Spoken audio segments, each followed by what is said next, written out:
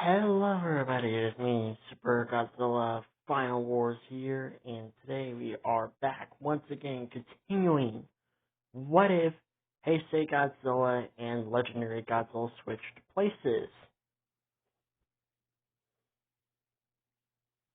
Now, last time we left off, we ended things off very interesting.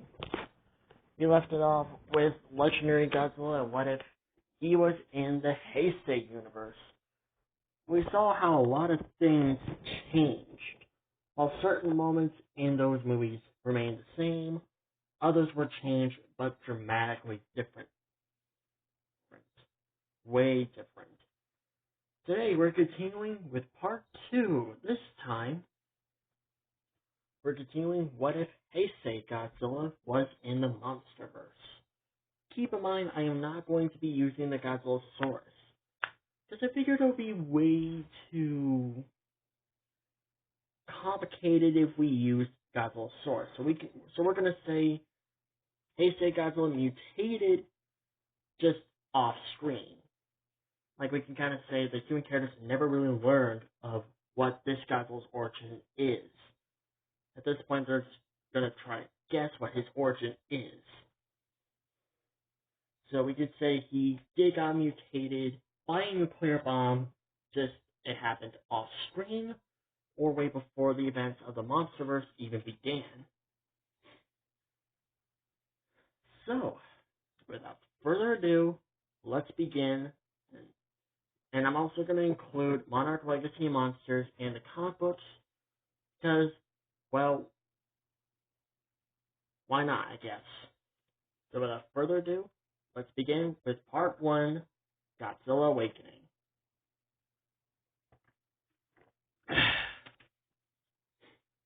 So, the good part of the story would remain the same, except different. And what I mean by that, I mean by different, I mean by how the way Shiramiro is going to deal with Godzilla.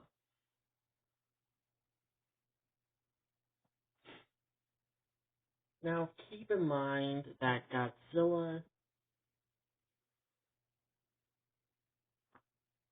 well, this Godzilla, Heisei Godzilla, is not the same Godzilla that Shiramiro will be used to.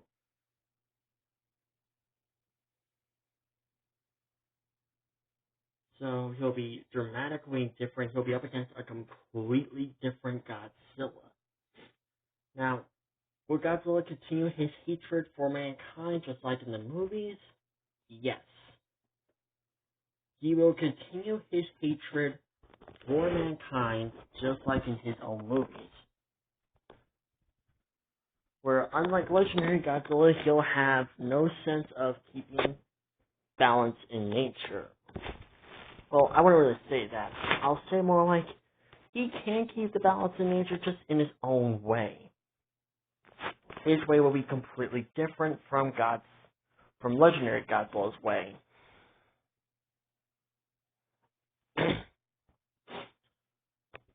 The majority of the time, Heisei Godzilla will be destroying cities. He's killing millions and millions of lives.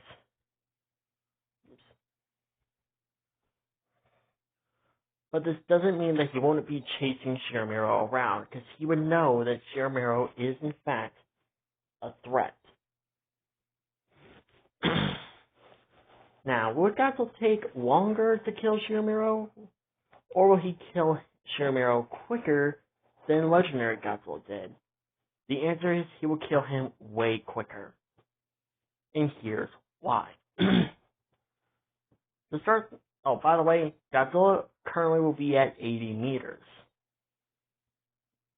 So he'll be in his 1984 look.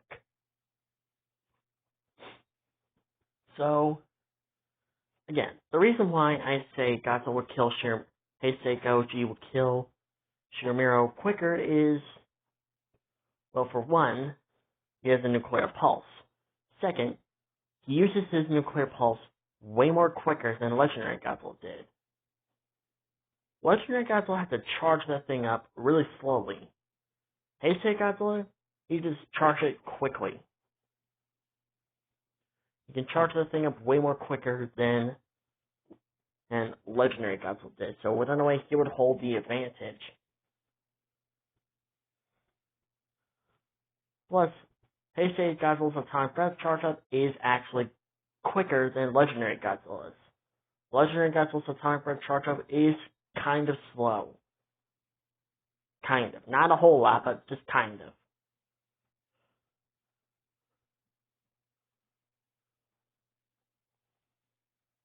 So Heisei Goji's atomic breath charge up will be quicker. And he would actually kill Shimura way quicker than Legendary Godzilla did. Now, for Legacy of Monsters, Episode 3,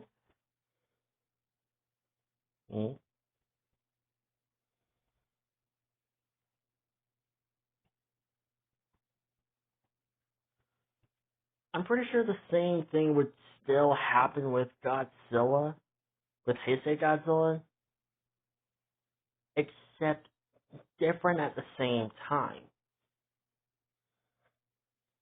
And what I mean by that is, the military would still use the nuke to lure Godzilla to the island where they'll use the bomb to try to kill him. Except at the same time, they would also have to try to force him to go there by simply being bait, knowing that Godzilla has a deep grudge against the humans.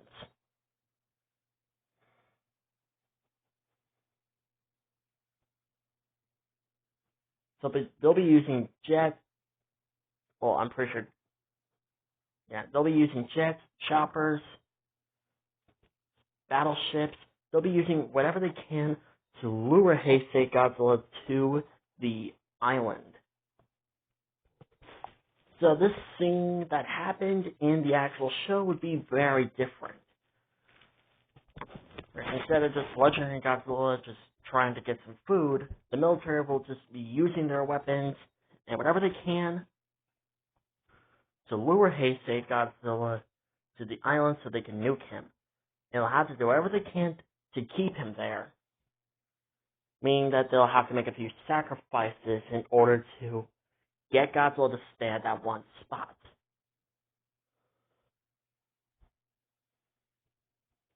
Keiko would still try to save Godzilla despite knowing what he did. But in the end, the nuke would go off and everyone thinks that Godzilla's dead. Right? Wrong. Because just like Legendary Godzilla, all they did was just gave him more power and fed him. Episode 6 will be completely different. Going through the flashbacks, by the way, so just keep that in mind. So when Keiko, Billy, and Lee are on the island, they would, instead of just seeing Godzilla, they would notice that there is a massive fire nearby, and they hear a very familiar roar. When they get there, they see that Godzilla has completely obliterated a small town, and he's massive. Instead of 89 high meters, like how he was in Godzilla vs. Biollante, he's 95 meters. A huge size difference. This is where they found out that they didn't just kill Godzilla. Well, they didn't really kill Godzilla. They basically made him stronger and more bigger.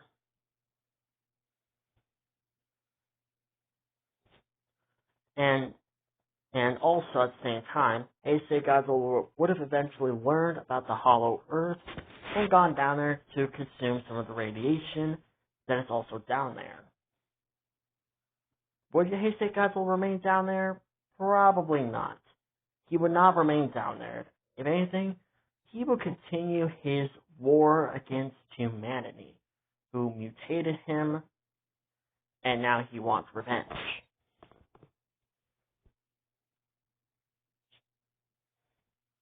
Instead of the characters trying to keep Godzilla's secret at this point, now the whole world knows that Godzilla is real. They know that monsters are exist because of Godzilla's constant attack. And we would also get that famous 1954 attack, but with Heisei Godzilla.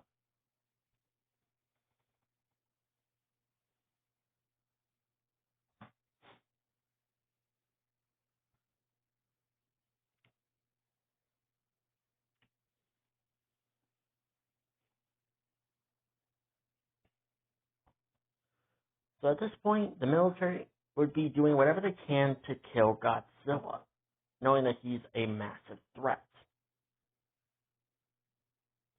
However, Keiko going to the Hollow Earth, that would remain unchanged. It's just mostly about the parts that include Godzilla. If anything, those parts will remain unchanged. Those parts, the parts that include Godzilla, they would be changed dramatically.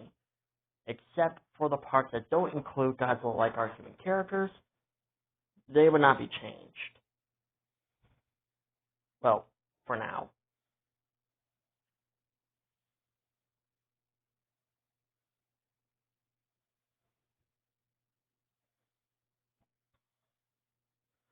Now we move on to the events of Godzilla 2014.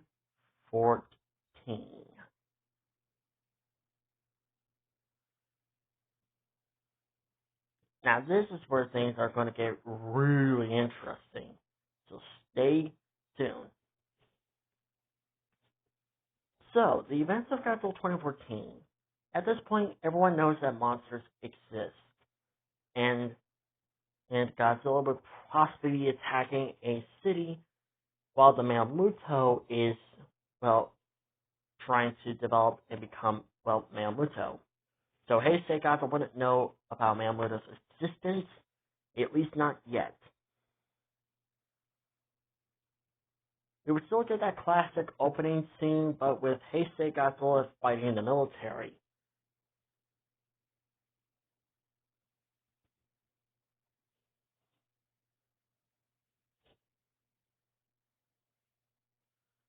And of course,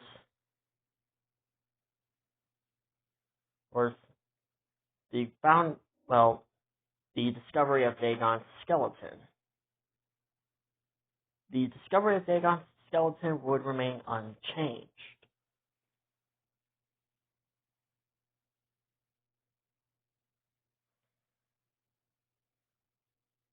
Now, when the male Muto hatches out of the egg, or cocoon, or whatever it is he was in, Godzilla would have arrived immediately because he would sense a threat going on in Japan, so he would have gone to Japan and see what was going on.